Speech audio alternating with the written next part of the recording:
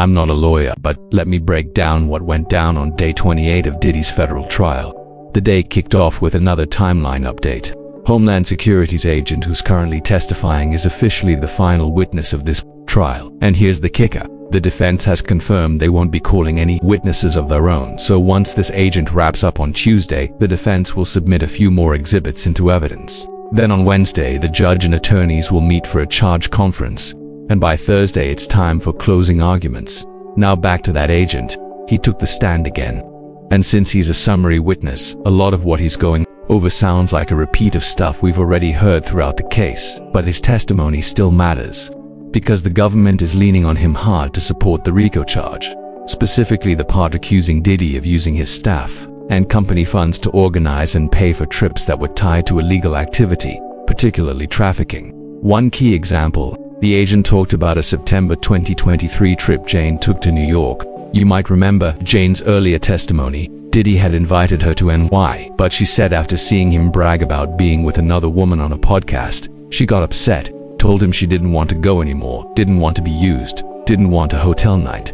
According to her, Diddy reassured her, told her it'd be different this time. No hotel night, just normal couple stuff. Dinner, a date, maybe shopping. So Jane agreed to come, but once she was already on the plane, Diddy texted her asking about having a hotel night, and even sent her a pic of an entertainer he wanted to use. Jane testified that she reluctantly agreed, but when she got to the hotel and met the new guy, she said there was no chemistry, so she asked Diddy to dismiss him, and he did.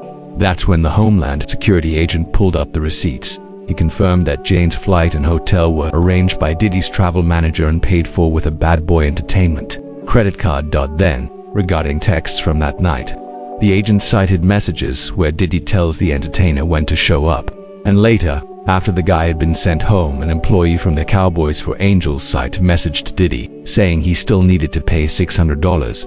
Diddy replied, "Lol, he couldn't even perform." The employee pushed back, saying the fee was for the man's time. Diddy clapped back again, saying he should be nice since Diddy was a long-time customer. And there's more. Jane testified that after the failed hotel night, she hit up Sly, the entertainer she and Diddy used more often, and asked him to come to NY to make up for it, according to the agent. Sly's hotel was arranged by Diddy's team. Jane initially paid for his flight, but records show Diddy's account manager later sent her $5,000. Prosecutors say that payment was reimbursement for Sly's travel. All of this, prosecutors argue, supports their claim that Jane was trafficked through fraud, that Diddy told her there wouldn't be a hotel night, got her to New York, and then pressured her into agreeing once she was already en route. That's just one example. The agent reportedly went over multiple others, and even showed over 40 minutes of hotel night footage to further back the government's claims. Before court ended, defense attorney Tenny Garagos got a chance to begin cross-examination. She brought up messages between Jane and Sly, including one where Jane asks Sly to join her and Diddy for a hotel night, then another where she tells him, "So happy you are such a sweetheart. Thank you for making me feel beautiful."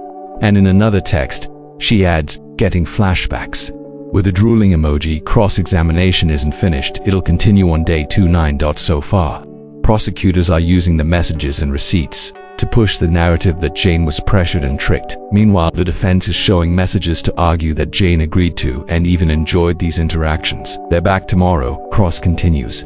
Charge conference on Wednesday, and closing arguments, both sides expect to take around 4 hours each, begin Thursday.